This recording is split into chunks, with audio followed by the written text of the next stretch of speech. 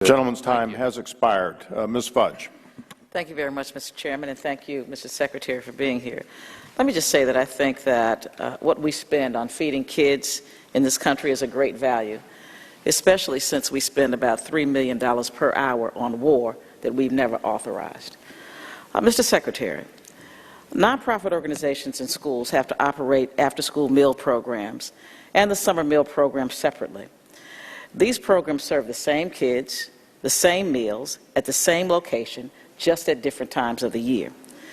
Now, they have different sets of paperwork and often operate under different state agencies. It is a huge burden of paperwork. Is there any opportunity to streamline these programs and make them easier to operate? Well, the answer, obviously, we should look for ways in which we can streamline the programs. And yesterday in Baltimore, we sort of committed ourselves to a demonstration project in the city of Baltimore to see if that, if we could work on creating a process. Apparently, we have a rule that says you can't serve 3 meals at the same location. And so we're going to have a demonstration project to take a look at whether or not we can do that and what the concerns might be. So there are obviously ways in which we would look for streamlining, and if you have suggestions, we'd be more than open to them. Thank you. Congressman Fortenberry and I introduced a bipartisan Farm to School Act of 2015. And a cornerstone of that act is to provide flexibility to local schools and communities to include preschools in the USDA Farm to School program. Can you speak to the benefits of Farm to School for children and why you would support this additional flexibility in the program for early child care settings? Well, the Farm to School program has been extraordinarily successful. We've done 221 grants, and we have recently surveyed school districts, and we found that there is about, of the school districts that have been surveyed, about $350 million of economic benefit associated with Farm to School. So one of the benefits is basically keeping resources that are generated in a community in the community, instead of sending your resources for meals 1,000 miles away and benefiting some other community, if you will.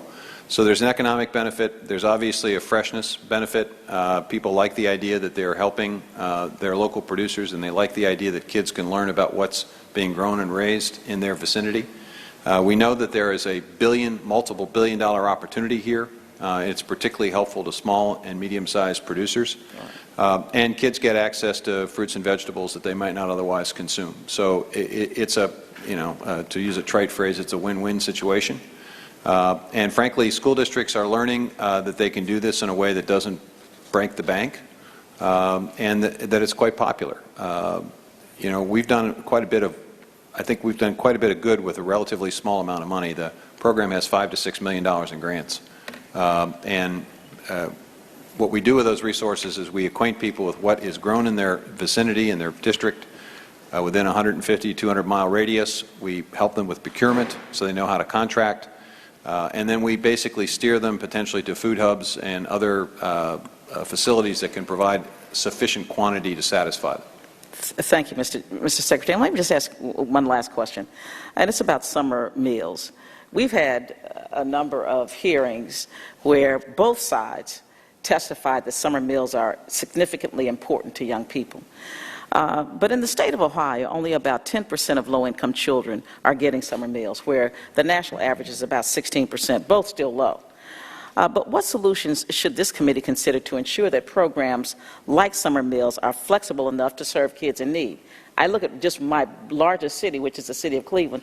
54% of all the kids there live in poverty. So the need is there. How do we address it? Well, I think it is a partnership that requires local engagement and involvement from local political leaders. Mayors, governors have to be engaged, and if they are, we've seen dramatic increases. I would say one thing that we need to do is to figure out ways in which we can go to where the kids are as opposed to having the kids go to where the meals are. We know, and I suspect you know in your city, you know where kids will congregate during the summer, and we need to figure out ways in which we can be able to ensure that meals go to them. If it's a playground, if it's a swimming pool, if it's wherever they congregate. That's in my town where our kids grew up. It was Little League Diamond. It's where kids basically congregate during the summer months. So ways in which we can go to where the kids are. And right now, our process is that kids have to go to a central location. Right. And sometimes they know where that central location is, and we're trying to make it easy for parents to understand where that is, but it is oftentimes difficult to get there. We're trying to make it non-threatening. That's why libraries are important. It's why schools, the Seamless program, is important.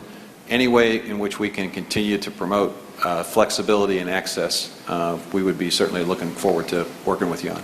Thank you very much.